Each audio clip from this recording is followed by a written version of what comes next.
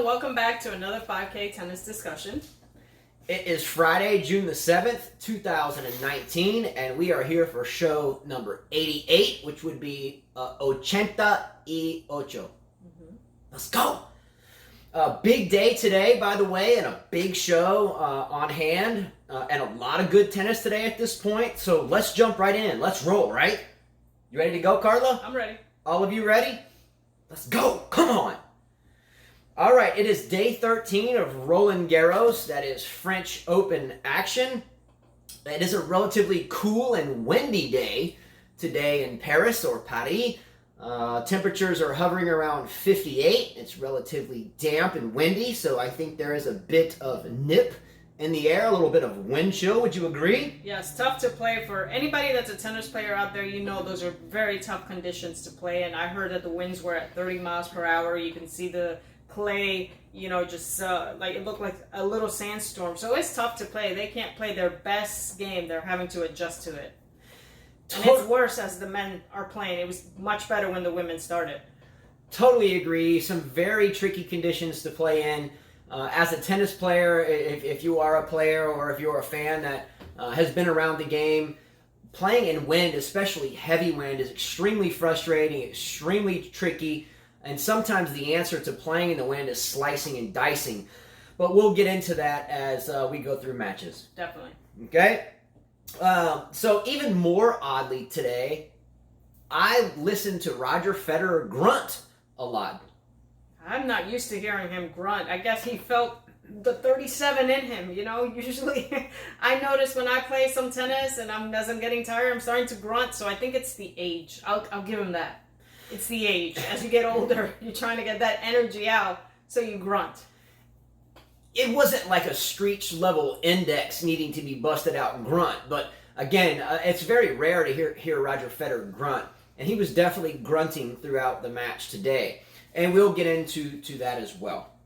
All right, so we started writing this show, by the way, at 3:50 this morning. I think we got in bed last night, Carla, around midnight, and woke up at 3:50 this morning, had a little bit of coffee to kind of get us motivated, and we started writing right then. Well, he went to bed at midnight. I went to bed early because I knew we were going to get up. I told him, sorry, I got to go to bed. So the past couple of days in a row, about 3 hours of sleep and waking up and writing, but it's been absolutely great. Let's go. Can't wait, especially for grass season. I can't wait. At least, I think Wimbledon's 6 hours ahead. I think France is 7, so we'll get an extra hour of sleep when Wimbledon knocks on the door. So that's pretty good news, right? Oh, it definitely is. All right, so let's jump right into the matches. There's a lot to talk about. There's only a few matches, but there's a lot to talk about. So let's get right into it.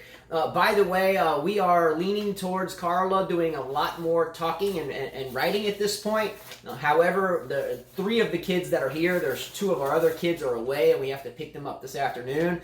So she was cleaning house this morning at 4 in the morning, and then breakfast because the other 3 kids got up early. So a lot of this I kind of wrote in. And I went for a run because I said, it's good. It's a good way to start your day. I wanted to get some sweat in. I saw Federer could not break Nadal, and I said, you know what? I'm going to go for a run. This is over.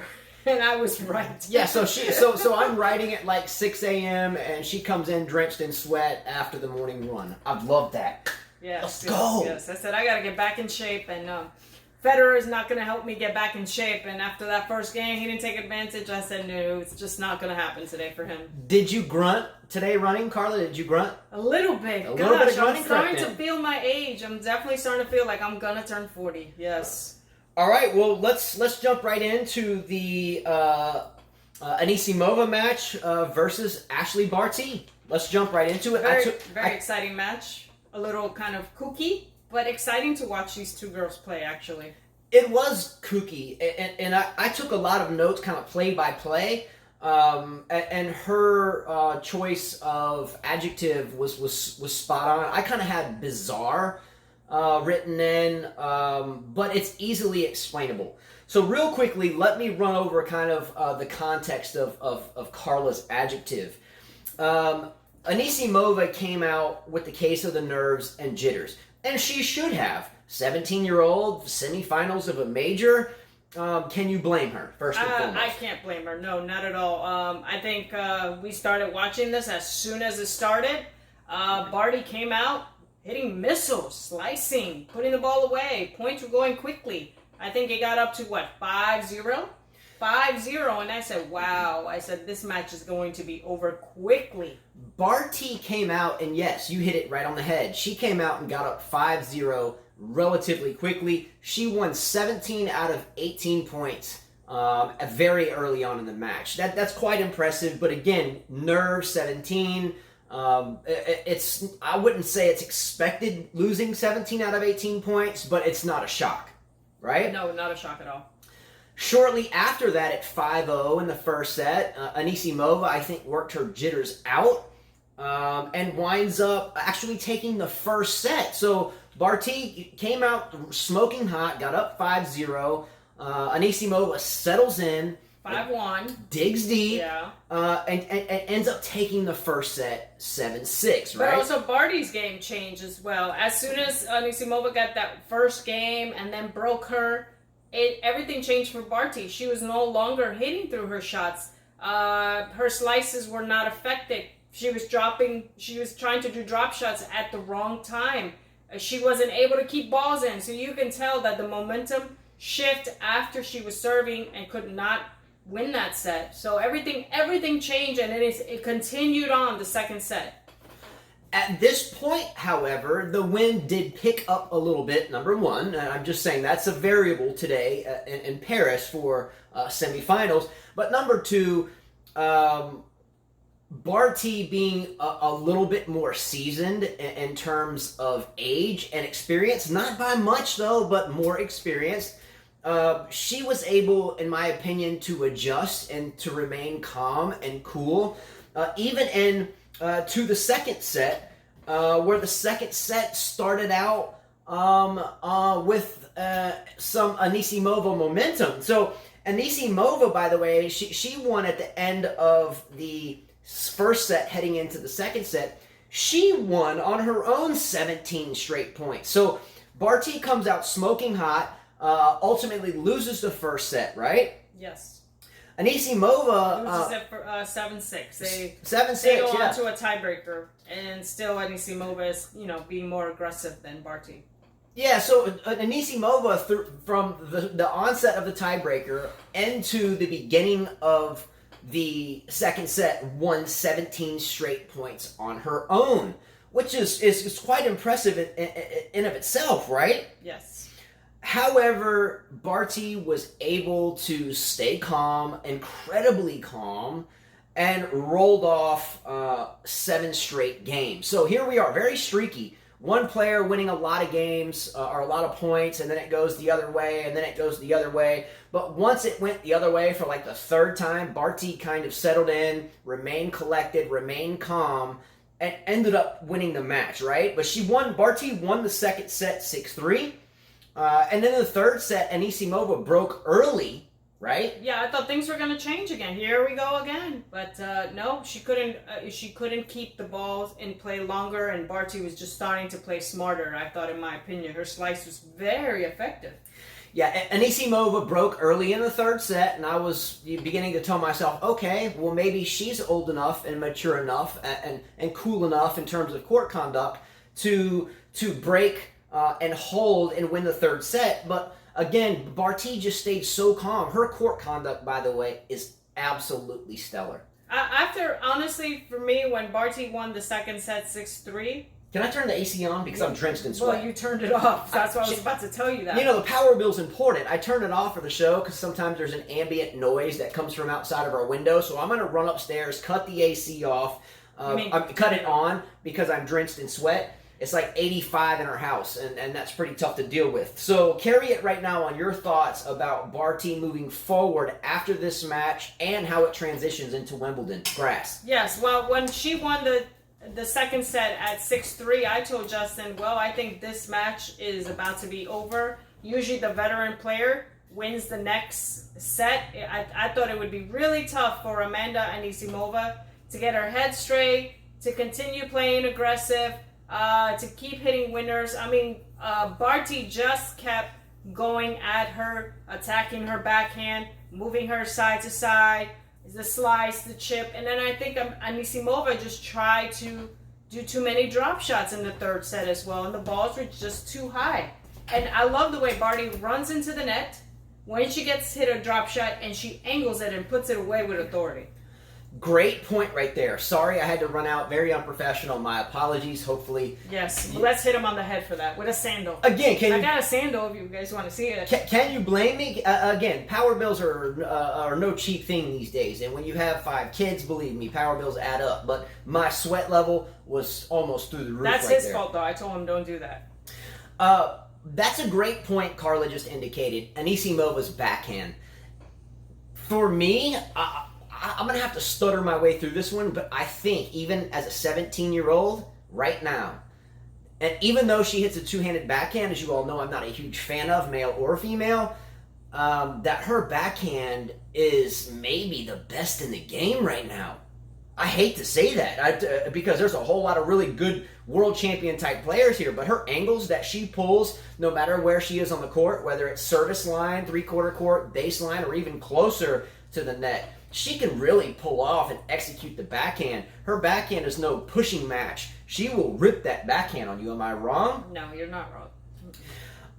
Barty ended up winning the match decisively in the third set, and I will state this right now. I think Ashley Barty has a very, very, very classy game, and I think her ability to remain so mature and calm on the court, even having been down 7-6 in the first set, having been up 5-0 and then down 3-0 in the second. That's usually a huge letdown. Usually it's deflating. And for a tennis player, for you to have a match at 5-0, then 5-1, and you serving, and you don't win that set, geez, it's tough to recover from that. So bravo to her for keeping it there and believing in herself. I didn't really see her getting angry. She did look at her coach a lot, but she really didn't get angry. She fought through it, and she's a strong girl, and good for her. And to me, I think she'll win the French Open. She should, because her next opponent is Marketa Vondrousova, who defeated Johanna Konta in straight sets. Close sets, 7-5, 7-6 was the score, with Konta having actually a lot of opportunities. And Konta was in the same situation. They didn't show this match unless you had Tennis Channel Plus, so all we got to see was a brief, few minutes? Yeah, and if I'm turning it's probably 90 degrees outside and 95% humidity where we live here in Dauphin Island, Alabama. And if I'm turning the AC down because of cost crunching, and I don't have Tennis Channel Plus. Just saying. Well, saying. Most people don't have Tennis Channel Plus. First of all, the women's matches had to be moved. They didn't play on the main court, Philippe Chatrier. Yeah. They were moved to another court because they wanted to get the men's semifinals in due to weather. It was going to be a rainy day in Paris. So they moved them to another court, which we were unable to see the match. But from what I saw, Johanna Konta was up and serving for the match. And here comes Vondrousova back 7-5. Same thing happens in the second set. This is when Carla was on her run, but she hit it right on the head. I know she was probably running. No, I wasn't running yet. It was done. Was it done? It was done because then Rafael Nadal and Federer came out to play. That's when you were running. Then that's what after 1-0, when Federer couldn't capitalize on the breaking Nadal, I said I'm going for a run. Let me rewind real quick to retire the Barty match kind of segment.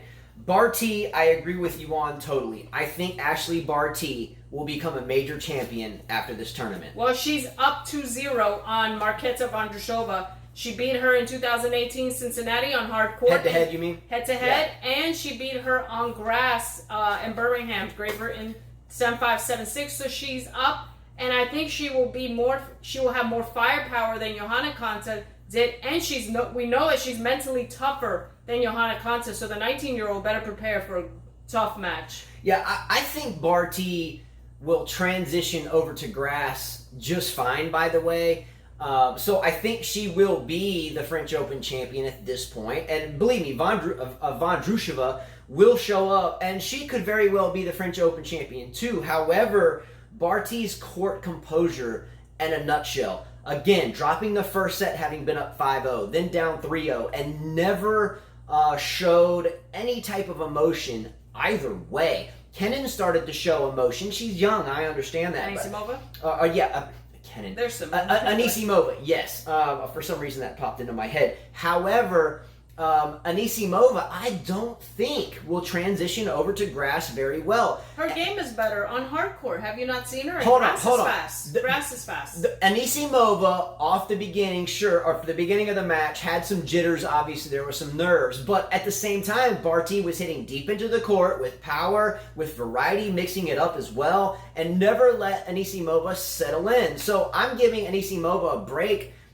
Getting down 5-0 in the first set and giving the excuse for jitters and not being able to get her rhythm going. But on grass, if she can't get her rhythm going on clay, I really find it, I think it's going to be incredibly difficult for her to get her rhythm going on grass, because a lot of these girls like Osaka, Kvitova, Pliskova, and the list can go on, are going to hit through her, I think. Completely disagree with you. But Barty, I think will remain competitive amongst the Kvitovas and the Serenas and the Venuses and everyone else that can really drill the ball. I think Anisimova is too young still to play deep into the second week of a major on grass. But we're going to move forward. I completely disagree with you. She didn't have a good clay season. Her clay season was terrible. No one expected for her to go into the second week. Completely disagree with you. She is a power hitter, can hit angles. That's what you need in grass. You don't have a chance to get it back. All right, Carla, do you want to bet me right now something? Okay, here's the bet. Before you even heard it, you said sure. Sure. Okay. I'm that confident. You going to smack me with a sandal at the same time? You gonna say sure? You ain't even heard the bet, so that means doesn't matter. So that means right now I can say whatever I want, and you got to bet. If you're gonna she won't ever let her brother finish talking. I can say Carla, hello, ooh, okay, blah blah, or no. He smacked me with a sandal. She didn't even hear what I got to say. She didn't answer the question. Sandal. That's not even true. Oh, she smacks everyone with sandals. I smack people with. Better be lucky there's no kids here. Oh, tennis balls too. I didn't even volunteer when that. You're on the court, and by the way, Thiem broke. So yes. All right, we're keeping track of the Djokovic-Thiem match. Went to rain delay, and then Djokovic won the second set, so we're keeping up with it live here. Rewind though. She said sure. She wants to bet. Well, here's the bet, Carla. Are you ready? We are going to bet, Carla, that you will do something ridiculous on this show during Wimbledon. The first bet has been announced for Wimbledon. If I forget this, because I don't want to write and talk, because that would be unpolite. I'm still trying to work on better eye contact with the camera in the first place. So remember this, everyone. Ashley Barty will go further in Wimbledon than will Amanda Anisimova. Yes, she will. But you just said you would take my bet before I could finish talking. I thought you were going to say that Amanda Anisimova. You're locked in. You're locked in. Oh, no. She's locked in. I you heard it. All of you heard That's not right. So then think before you speak. I thought you were going to say she's not going to pass the first week. Well, I thought I shoulda, coulda, woulda, but you said sure. Fine, I'll take that bet. She's taking the bet. She has to take the bet. So Ashley Barty goes further than Anisimova at Wimbledon, and because she spoke before she thought, I think we gave Thiem a grief about this. So now I'm giving you grief about it. Yes, she will do something crazy on this show, and I will do something crazy if I'm wrong. Didn't Federer lose? Don't you have to do something crazy? Yeah, if we ever see Anisimova again, then we'll get into that. All right. Might as well throw him under the bus. Barty again was able to keep Anisimova off balance in the first set and the third set. That's why she won. She dropped the set in the middle. Okay, she found her way. Match suspended, by the way, again. All right, that's fine. Good. But I'm going to have you doing something nutty on this show when Barty makes second week easily and Anisimova goes out potentially in round one. Just saying. All right. We'll see. She's still going to be in my bracket, so either way I was going to pick Anisimova. I learned my lesson. And Barty. I learned my lesson about letting my fantasy teams out of the bag on the show before it starts. You're right. No, I'm not going to pick them. I'm not picking anybody. I'm not picking anybody. Before Wimbledon fantasy team starts, I will not announce my team this time. Okay? I will announce it after the first ball has been struck. All right? All right, let's shift over to the Johanna Konta match versus Marketa Vondrousova. So we spoke some about it. First of all, Johanna Konta definitely had her chances. Okay? Number two, Carla was truthful. Tennis Channel Plus, the channel that surely 95% of people on this planet can't afford or don't even have. Some people don't even have Tennis Channel. Agreed. So we kept up with every ball strike on the internet point by point as we were writing very early this morning. And I know for a fact that Johanna Konta had 3 set points in the first set. Three set points. Ouch. Couldn't close the door. Then up 5-3 in the second set, and then serving for the second set at 5-4. Couldn't close the door. That's deflating. It always is something that we carry with us when we're playing, and we are gifted with so many chances and we can't close. It tends to stick with us.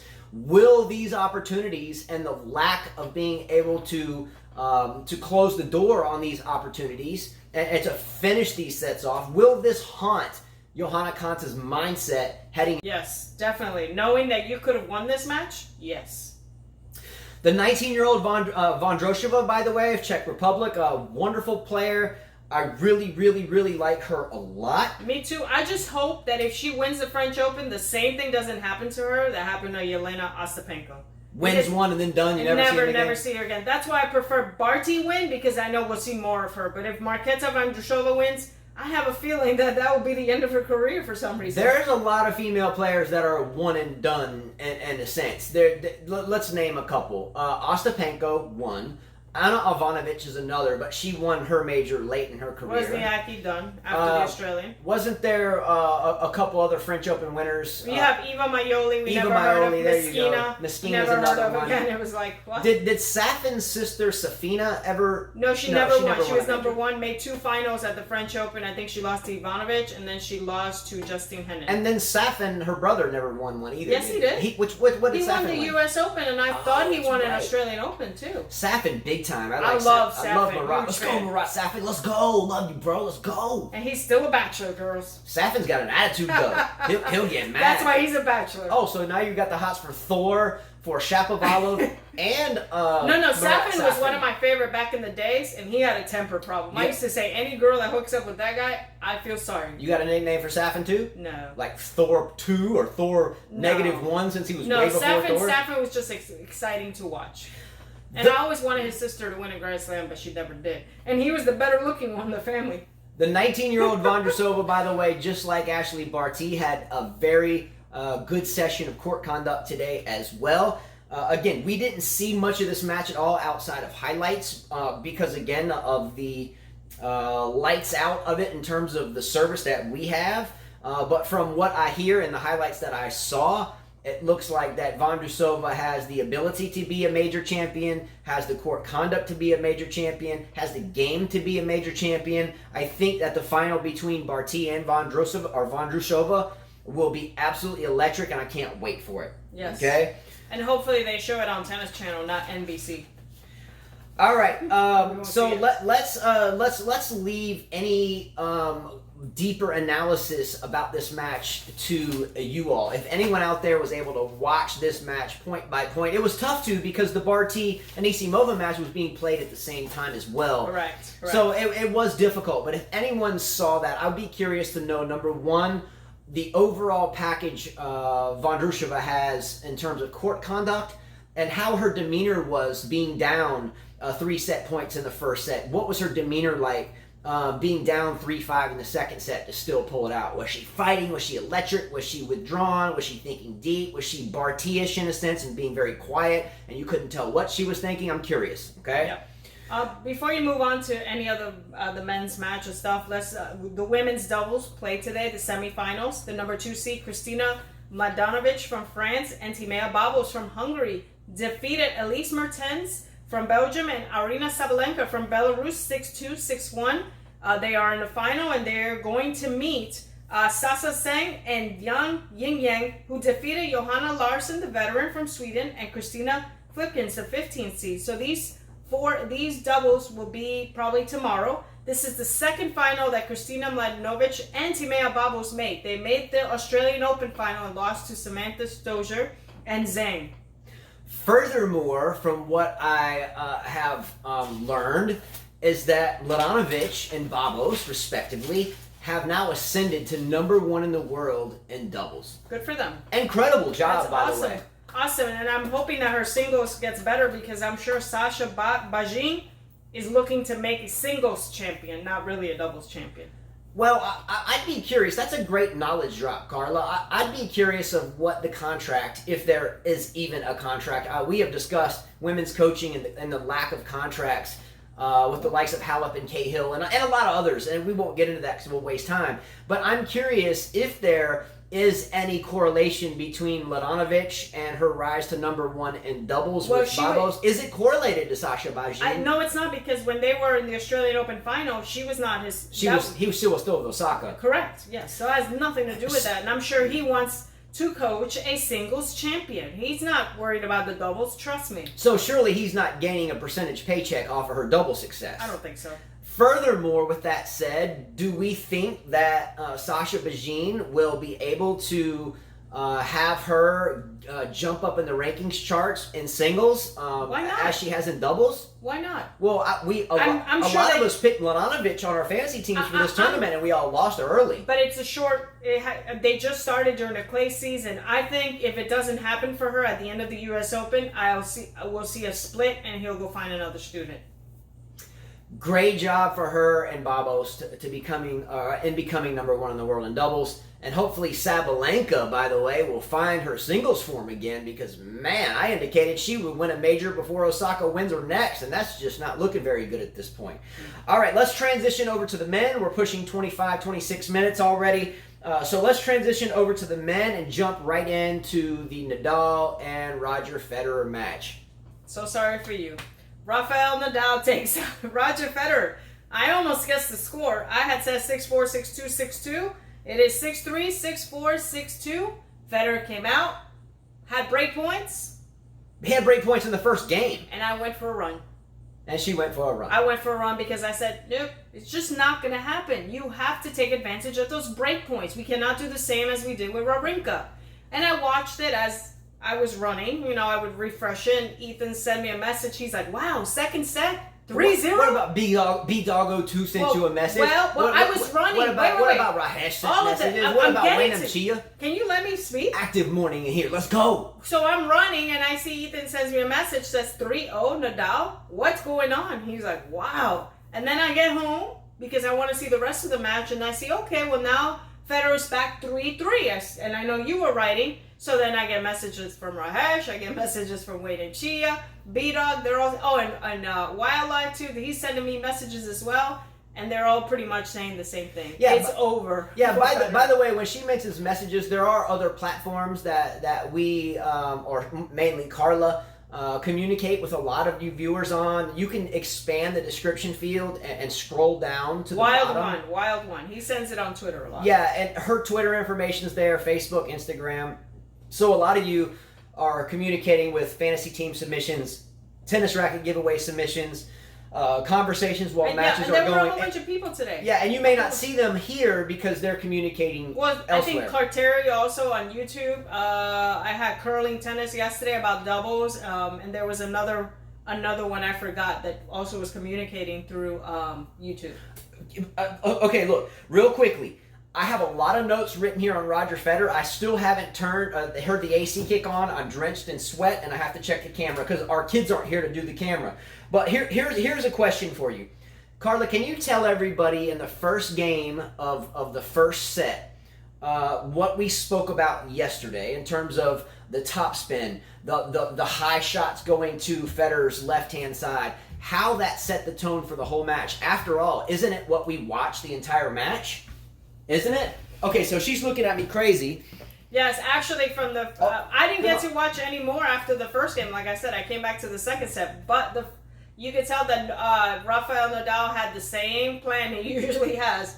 Let's hit to Federer's backhand really high so he can slice it back to me so I can hit an inside-out forehand, and that's what was going on. I mean, every time Nadal would hit to Federer's backhand, he hit it back cross court. Nadal had the inside-out forehand since he's a lefty, and it was a winner. And when I came back, I saw pretty much the same thing. It seems like Federer did not have a different tactic. So I turned the AC on, I thought, and I clicked it to fan instead of auto, so hence why we're still dripping sweat. All right, so with the first game of the first set, the last 5 matches, in case you missed the show yesterday, the last 5 matches over the past couple of years, Federer has won. You can blame that on moving to a bigger racket. In case you didn't know that, Roger Federer has always hit, early on in the career, the Pro Staff 88 original head, then went to the Pro Staff 90, all the way through the Encode, all the way through the K Factor, all the way through the BLX, And let's be real, as he aged, jumping up to that 97 square inch head has helped him, bigger sweet spot. Again, the racket isn't everything, but in this sense, it helps him tremendously. However, the last 5 matches that they played, if you look at the statistics, Nadal changed his game as well. He wasn't going to his backhand on the ad court serving. He wasn't going up the tee as much on the deuce court serving. He started to mix it up a bit, serving to his forehand a bit on the deuce court, serving up the tee a little bit on the ad court. But what happened today is it went back to vintage Nadal in a sense when playing Federer.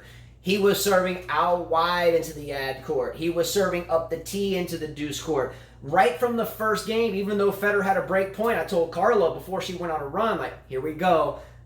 He's out wide. Federer's having to slice the return or impatiently ripping the backhand return up the line and missing it badly. Again, we talked about this yesterday. It was super windy too, so it didn't help. It didn't help him at all to be. If you're not patient and when you're playing against the wind or with the wind, you're in trouble. You have to be very patient, which I think Nadal was a lot more patient. Yeah. So hey, by the way, she writes a note that says "Stop getting up." Okay. Let me just stop from tennis for a second. She writes me this note. You just saw her chicken scratching, telling us what to do so we don't make a scene about it. What does this say? Stop. Okay, first of all, let's be real. This is how women are, especially the Spanish ones. Number one, I turned the AC off to start the show, so maybe you would have a better audio experience. I don't even think they hear that. Well, maybe so, maybe not. I know they don't. But it was still a positive thought for you, right? Okay, so number two, okay? I turned the AC on to make her more comfortable. I can deal with the sweat, but I can visibly see off the right flank. I can see, yeah, right here. Off the right flank of her face, she's got sweat dripping out of it. So number two, instead of saying, thank you, Justin, for thinking about me and going to turn the AC on, she's writing to stop. So I mean, this is what I'm getting at. Yeah, you want to scratch the stop out now? It's not even right. I'm looking out for the benefit. I'm doing something kind for her, and she's writing stop. I should have let the sweat drip down her face. You should have. Maybe I would have lost a few more pounds. Jeez, what is this? All right, back to the match. Starting from the first game, regardless of the break points that Federer had in the first game, we knew, hence why you were like, I'm going for a run. I don't need to see any more. From the first game, we saw that it was back to everything to the backhand, from the serve, every shot. We knew it was going to happen, all right? Here's my notes that I wrote, all right? The first game, note number one, the first game of the first set definitely set the tone for the first set, and as a matter of fact, the entire match in terms of Nadal's strategy. We just talked about that. I was writing a flow sheet as the match was going. Didn't he break Nadal and then got broken back? I mean, because in the second set, but I don't remember the first. So I'm just going to read these down. Nadal went back. I wrote this during the first set. Nadal obviously went back to his winning strategy that he always used against Federer, at least before the previous 5 matches. Didn't I just say that? Yes. Next, we just discussed this same thing on yesterday's show, did we not? Why is it so difficult for the one-hander playing someone on clay with heavy topspin? Why do they usually get beaten? Here's the answer. We just saw it again. Maybe he should take some lessons from Thiem. Is it an excuse? Yes. But is it a truthful excuse? Yes. Is it best for a champion to not use excuses? Yes. But there's a correlation, number one. Okay? Ad court to the serve. Ad court serving wide to the backhand. Deuce court up the tee to the backhand. Then Nadal would set up the point with the lefty forehand to his backhand. And that's a real recipe for disaster. And Roger and Nadal know this, right? So why ever did Nadal deviate away from this recipe in the first place? Why did he deviate away from that in the 5 matches in a row that Federer won? Now, because they were not on clay. Not on clay? His shots are not effective on clay. That's why in grass and hardcore, you kind of have to think if you want to pick him going to the finals. Federer ended up dropping the first set and expending a lot of energy, really and truly, and lost the first set by a break with him losing the first set 6-3, right? Federer had a lot of brief looks in the second set, some 15-30s, some love 30s, receiving serve, etc., and he just couldn't capitalize on them. He was being rushed. He looked off balance. He looked like a mid-second set that he was now had lost patience. The wind was starting to pick up. again, not making excuses in here. He got beaten, and he was beaten badly. Do you think the score would be that bad, though, if they met at Wimbledon in a semifinal? No, absolutely not. It would be different. So Federer had marched along in the second set. It was a 4-4 second set, and Federer was broken at 4-5, and Nadal took the second set 6-4. At that point, or 6-4. He won 6-4. Yeah, I said drop it, I thought. But no, anyway. and it because of his drop shots. His drop shots, he was selecting to do a drop shot, come into the net. Nadal went straight at him, and then it would pop up for an overhead. Having now been down 2 sets, does anyone think it was a possibility for Federer to beat Rafa in 3 straight sets at the French Open? No way. I think it would be pretty difficult to do that, right? I think everyone sent me a message at the same time. It's over. This is when I realized that I was about to lose my bet, by the way, to Anisimova. If you're still out there, we haven't heard from him in a while, but I promised Anisimova I would do something kooky, kind of like the dress that I wore in our show earlier in the season, or earlier in this tournament. I would do something along those lines for him, and I lost the bet. So hopefully we hear from him, because if he does tell me what we are going to do, then I'll do it on the next show. So hopefully he's okay. We haven't heard from him in a while. At the start of the third set, though, Nadal was getting better, and it looked like Federer was just frustrated and getting worse. Federer still could not find Nadal's backhand consistently and aggressively. It was more of the backhand slice to his forehand, and Nadal was just ripping the forehand up the line even more aggressively. Ultimately, the third set came to a close relatively quickly, and what you have is a Federer loss, my sadness, and myself losing a bet. Okay? And I told Justin, I said it's better that Nadal wins, because if Djokovic should get through Thiem, Nadal's going to give Djokovic the better match. That's just what I said. I mean, out of the 4 people still left in the French Open on the men's side, their clay court records are as follows. Roger Federer's record on clay, 223 and 69. So 223 wins, 69 losses. Nadal, 434 and 39. Novak Djokovic, 209 and 54. And Dominic Thiem, 115 and 40. He might add the 116 today. If it was 8 to 10 years ago, I think I would be more upset or sad having seen Federer lose this match. But I think, besides having a fun bet, which I'm really surprised that he even made it this far at this point on clay. Federer didn't have anything to lose, no points to defend. He just gained, if anything. So I'm really happy about his grass season transition. His ranking, if anything, is going to improve. His seeding should be okay. I think he'll probably be in Nadal's half again, because the 1 and the 4, or excuse me, the 1, the 2, the 3, and the 4. So if you have the same thing, if you have Thiem or Djokovic and Thiem, I thought it was Djokovic and Nadal. Yeah, there you go. Side, yeah. So generally 1 and 4 would be final, or 2, 3 would be final. But I think if it remains the same, we'll have the same type of draw in Wimbledon. All right.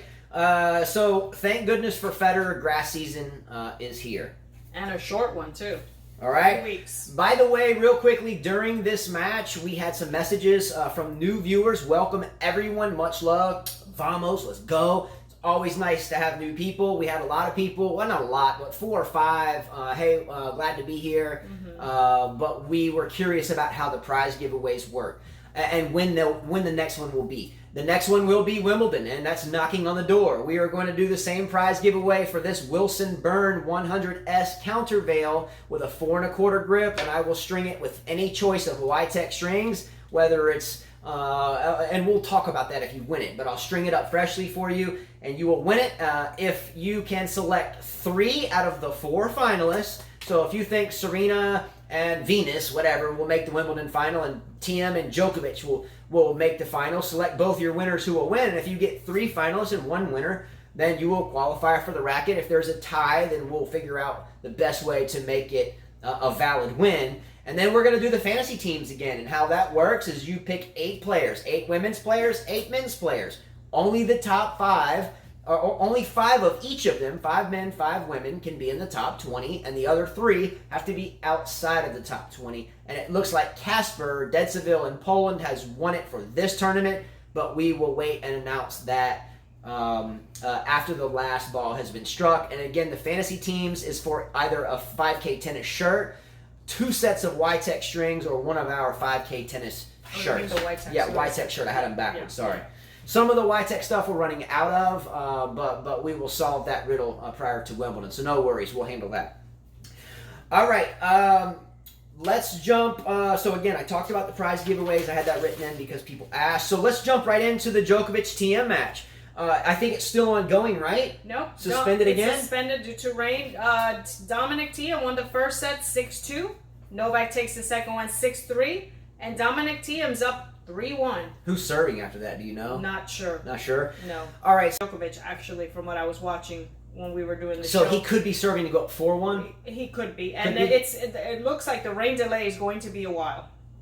All right. Since this match hasn't been completed, we will discuss the aftermath of the match tomorrow. We could talk about some of it. I mean, we did. Well, I have notes written down up until the break. Up until the break, that's what I'm saying. Yeah, so we'll talk about the beginning of the match, and then that'll give us more show fodder for tomorrow, because we'll just have one match, and we're going to do a show tomorrow, and then we'll do our last show for Clay on Sunday, and then we'll take maybe 2 days off, 3 days off, until we get into our grass court and grass season prior to Wimbledon discussions. So let me just read down the notes that I have, and we'll just leave it at that. Well, before we even started, I think there were some people that said that Djokovic was in trouble because of the wind and the weather. Vidal too, yeah. He said he's in trouble today. He's impatient. If he lets his temper come out, or he's impatient, the wind will get at him. The wind will get at him, and he will lose. And he did look like that in the first set. Thiem was playing a lot smarter, chipping the ball, slicing the ball, where Djokovic was trying to hit through the ball and trying to volley, and he was off balance a lot on the first set. Agree totally. It's exactly what happened. He was even complaining to the director of the tournament, why are we playing?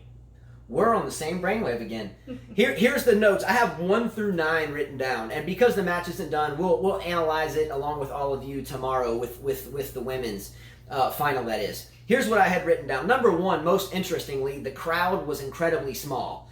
It's kind of shocking. You have the number 1 and 4 player in the world, or maybe 5. I can't remember what Thiem is. I think he's 4. Thiem is 4, yes. But an incredibly small crowd at the onset of this match, almost barely empty. I think some people began to trickle in a little bit. Yes, they did. But shocking the small size of the crowd. Number 1. Number 2, I wrote here, Djokovic was broken in his second service game. And again, he dropped that first set 2-6 or 6-2, whatever the final score will be, will dictate how we read that score. Number 3, I wrote, Thiem is striking his backhand very clean given the wind. And in the wind, to stroke that one-hander, his backhand is different, though. He has a lot more spin on his backhand, I noticed. And he jumps at it a lot. Yeah, he does more of this whipping thing than Federer. Federer, I noticed he hits more straight through, whereas Thiem is like a forehand. He kind of whips it a lot. Well, yes and no. That's what I was looking at. For me, again, a one-handed player, it's very risky to jump at your backhand. So if you have a ball traveling to your point of impact and your mind is set, your feet are down, you're ready, your mind and brain are putting everything together to your point of impact.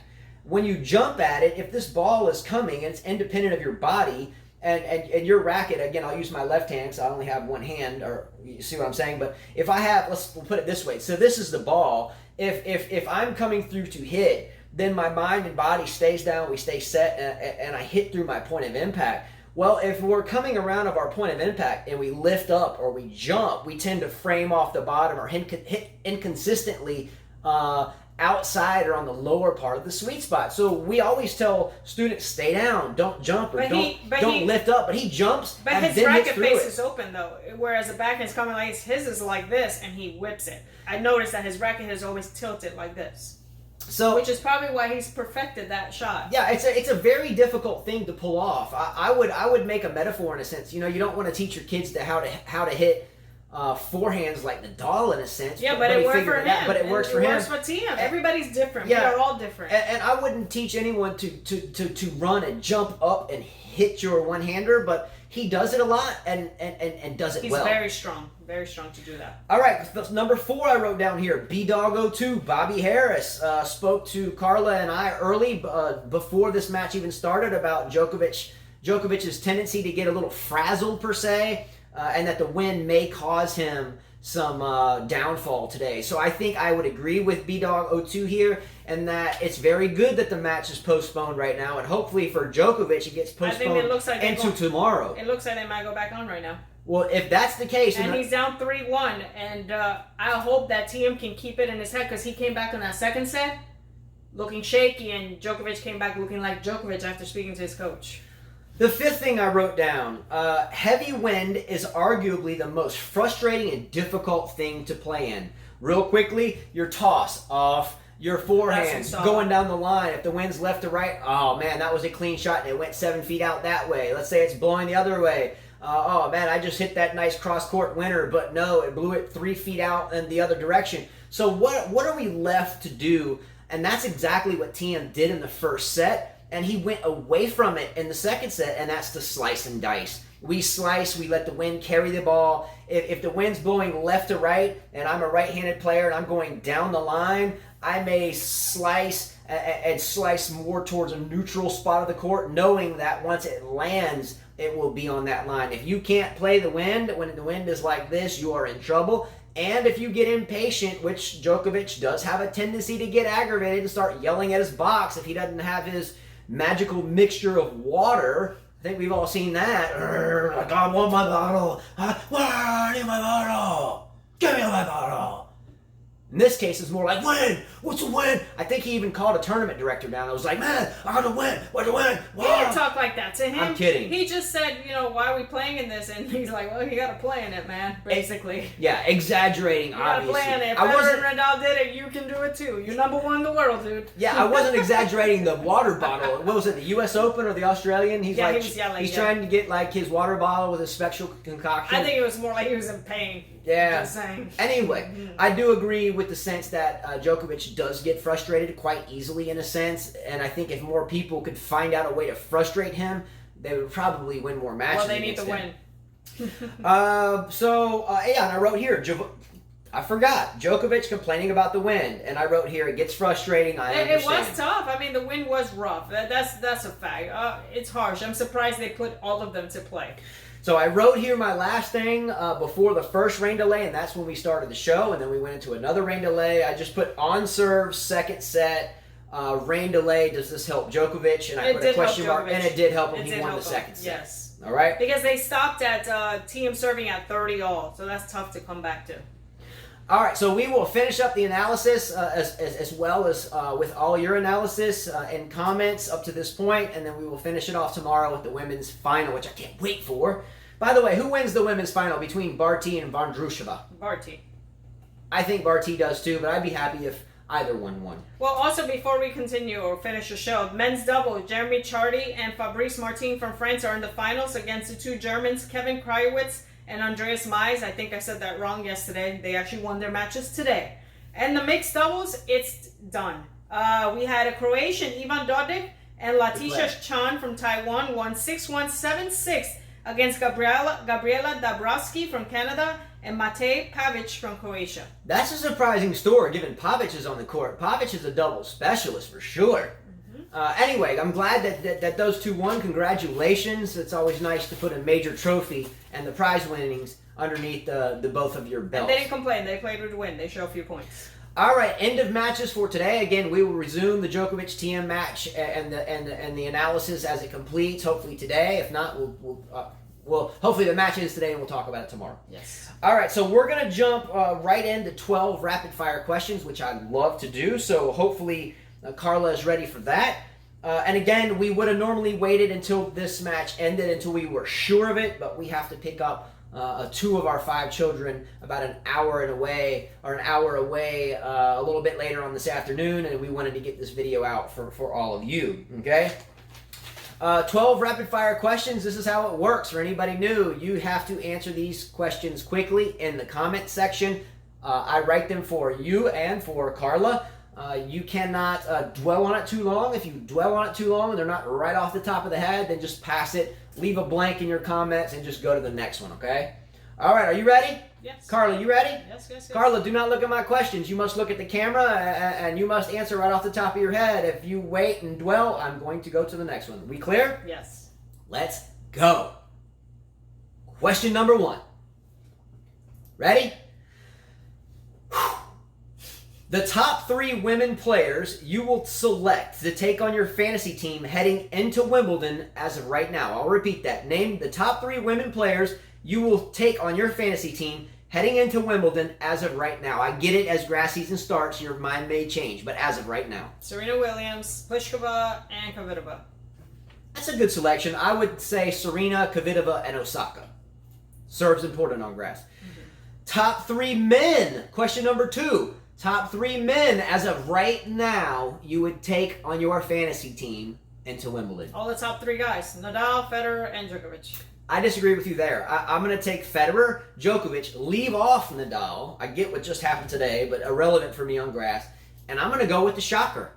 Don't hate me. Oh, gosh. Nick Kyrgios. Oh, brother. Federer, Djokovic, Kyrgios. If I had a substitute for Kyrgios, I would say Wawrinka. But I think I would take Kyrgios even over Wawrinka, especially how much smack he talked about. Someone needs to throw Sandal through that phone to him. Telling you. Big serves count. And Kyrgios has got one of the biggest. And he's not 6'27" like Anderson, Isner, Opelka, or the likes of those guys. So he can move around a little bit better. All right? Anyway, wow. Moving forward. That's shocking. Question number 3. Mm-hmm. After 13 days of nonstop shows and writing, do you think the viewers will be mad at us if we take a day or 2 off before starting our grass season coverage? No. Let's go. Question number 4. Carla, you have a bet with Rajesh Kumar, an original viewer. What's up, Rajesh? You have a bet with Rajesh Kumar that Novak Djokovic won't win the French Open. Have you thought about what he will do for all of us here on this show if that comes to pass? I think him and I chatted back and forth that he would have to wear a shirt saying I love Rafael Nadal, and I would do the same. Well, how do we involve him on the show? Do like a live phone chat and hold it here? Yeah, he can do the live phone chat and I'll show it to the viewers. And we'll be like, hey, Rajesh, we're filming a show, and you're like... And then we'll take a screenshot and add it as a picture, you know. Oh, I can't wait if that happens. Definitely. Can't wait. Let's go. By the way, didn't Kane Sirlanovic in California bet you, Carla? He did, but I think he backed out. Did he back out of the bet? I'm sure he did. He kind of say, oh, I don't remember that. But I have the proof on the comments, but that's okay. You can't back out of a bet with a girl. I get it if it's with me, but you bet a girl that if Djokovic did not win the French Open, and the proof is in the pudding, we have it, you bet a girl, that Djokovic would win the French Open, and she didn't even make a bet. You bet. If you bet single-handedly, and we have the message, if Djokovic doesn't win, I will buy you, Carla, a tennis racket, brand new. First he offered me $100, and I said no. Of your choice. No. So here we are, and somehow we can't remember. But the kicker is we have the message. That's okay, Kane. No worries. Man, I used to be told as a kid from my dad or everybody, if you're a man and you make a bet, I don't care what you got to do. You pay your bet, because this day and age, you can get jacked up for something like that. That's all right. You get jacked up. I'm not worried about it. Oh, no, bro. Don't bet a girl and don't go through. If it were me, I'd be like, it's okay, dog. It's okay. It's all right. We can deal with that. But when you bet a girl, I think you'll win. So rest assured. But if you bet a girl and lose, come on, man. Come on. Pay your bet. All right. Number 5. Question number 5. Will Nick Kyrgios make it into the second week of Wimbledon? No. Question number 6. Tennis is tough. Patience is important. As a person, though, off the court, patience is equally as important. Mm-hmm. On a scale of 1 to 10, how patient are you in general? In life? 5. I give her a 1.2. Negative. On the tennis court, a 9. But in life, a 5. Okay, wait a minute. Totally disagree. What? Number one, on this show, how many times do I even say one syllable and she's already saying no or yes? She did it on this show. Her patience is subpar. On the tennis court, I'm very patient. Even if I'm losing, I'm gonna find a way to beat you. Whoa! I call that a sham too. That's not a sham. How many times do you slice and dice? And in my head, I said, if I can take this man to the tiebreaker, I'm going to win. Carla and I play a lot, and we split a lot of set counts. When she plays like she always says, she says it on the show sometimes. I want to get my points over 1, 2, 3. That's true, but if I can't, 1, 2, 3. But if I in 1, 2, 3, but if I can't, and I have to adjust, believe me, I'm not gonna let you beat me because I want to hit 1, 2, 3. I'm gonna slice it back to you, and I'm gonna make you run, and that's what I do. So how was winning points? How was winning points 1, 2, 3? Patient. I'm a patient person on a tennis court. In life, I'm not. I smell contradiction. In life, I want things done now, quickly, and I just I don't like waiting. I don't even like waiting for someone to finish. She just said it. I don't like waiting. I don't like waiting. No. So she's patient? That's odd. I said not in life. 5. I don't like waiting, but I'm patient. 5. How does that pan out? As I got older, I'm less patient. Yes. 1.2. Yes, less patient. Question number 7. Kristina Mladenovic has ascended to number 1 in the world in doubles with Timea Babos. Now that she is being coached by Sasha Bajin, will she start to climb the single rankings as well? Yes. Question number 8. Will the upcoming grass season be more friendly or less friendly to Alexander, i.e. Sasha Zverev? Less friendly. Question number 9. Is Naomi Osaka a potential favorite to win Wimbledon? Yes. Question number 10. Carla, you are nearing 40 years of age and you lost the last match we played. That's her against me. How do you plan to deal with such losses in the future, and has this now become the norm? No, it was 7-5, and I'll beat you next time. Okay. How do you plan to deal with losses in the future? I don't think about the losses. Question number 11. Do you think grass season is more predictable than clay? Yes. Question number 12. Your favorite thing to eat at breakfast? Eggs. And plantains. And plantains, yes. Sweet plantains are good. Okay. I'm going to go with a mix of like mango and some type of meat for protein. Okay? Maybe eggs. I love eggs. Bonus questions. Here we go. Rapid fire bonus. Don't think too much. Here we go. Bonus question number 1. You walk down the street and find a large bag of money. What do you do? I try to find the person that it belongs to. And hope for a cut. Sure. I agree. Because it could be on video and someone might... You never know. Yeah, someone might have their eyes on it and just hope you grab it so they can come jack you up. Never know, yes. Question number 2. You are invited to dinner at somebody's home, and no matter what, you just absolutely cannot eat the food that they have cooked. What do you do? I still eat it. Just force it down? Force it down. Man, I bet your body language won't be too good. My parents taught me that you have to have manners, even if you don't like it. I think I would just pretend I would have like a phone call and I'd have to dip out or something. I don't know. No, I would maybe just take less of it. I just have a gag reflex, so if it's something I can't eat, it's like... No, I would take I would take less of it and drink a lot of water as I'm eating it. Question number 3. If you were not a human being and you had to be an animal, what type of animal would you be? A jaguar. I'm going to go an eagle. Cheetah. I'm going to go an eagle. Fly like an eagle, see no evil. Okay? Anyway. Ending the show. That was it of rapid fire questions. Quote and thought of the day wrapped up into one. Well, we had a windy day and a rainy day in France today, so I thought my quote, or the quote I'm reading from a person, and that person's name is Ashley Smith, would involve both. Here we go. Quote, thought of the day from Ashley Smith. Life is full of beauty. Notice it. Notice the bumblebee, the small child, and the smiling faces. Smell the rain and feel the wind. Live your life to the fullest potential and fight for your dreams. By Ashley Smith. I'll repeat it. Life is full of beauty. Notice it. Notice the bumblebee, the small child, and the smiling faces. Smell the rain. Feel the wind, live your life to the fullest potential, and fight for your dreams. Ashley Smith. Number 1, I love this quote first and foremost. However, I have a feeling that everyone in Paris playing tennis on today does not like the aspect about the wind. No. Okay? Tennis and wind, no, don't go together. I only bring this up because of, I guess, the fun nature of the quote, but also the not fun nature of playing tennis in the wind. But what are some small things in your life that make you happy? What are some things that you consider dreams? What do you consider living life to the fullest? I'll give you a couple of mine.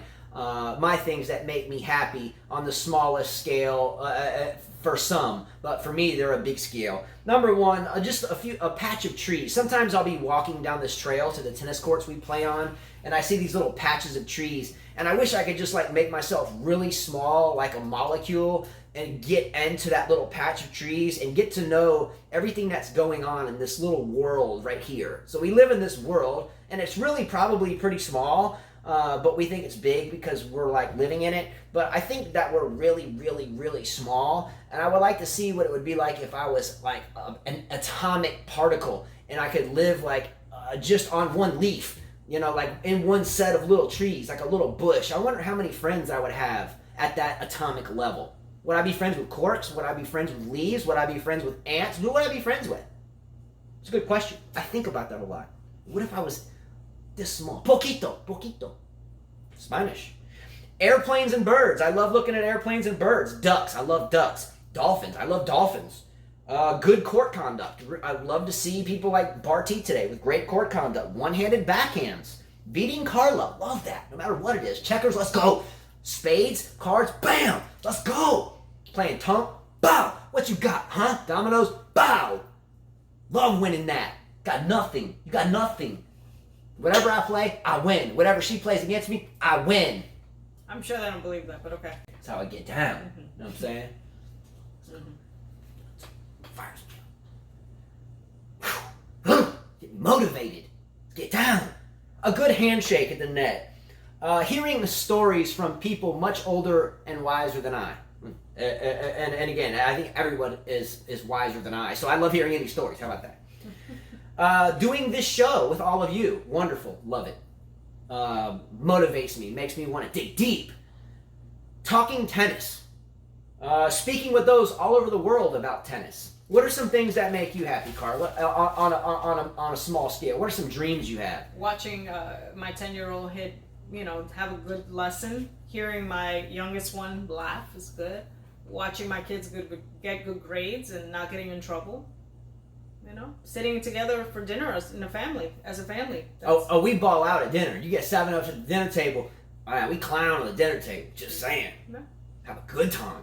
Having a good run, having a good exercise, beating you, of course. Having a good lesson when you have students that actually listen. It's good. It's good. Mm-hmm. What are some small things that you enjoy in life? What are your dreams? We'd love to hear them. And again, doing this with all of you is absolutely priceless in our lives. It's become part of our everyday, and we owe all the thanks to you for all of that. Unending thanks, unending love, unending respect. Thank you so much to all of you. So that's it, everyone. We will see you tomorrow for the conclusion of the Djokovic and Thiem match, as well for the women's final. We'll do our last French Open show on Sunday. Rahesh, if you lose this bet, be ready. Anisimova, if you're still out there, I'm ready. Let me know. Sunday or Saturday? Sunday. Okay, so we're skipping a day. Who said that? No, we'll do the women's final and the conclusion of Djokovic and Thiem tomorrow, and then we'll finish it out on Sunday, take a day or two off, and resume for grass court. Gotcha, okay.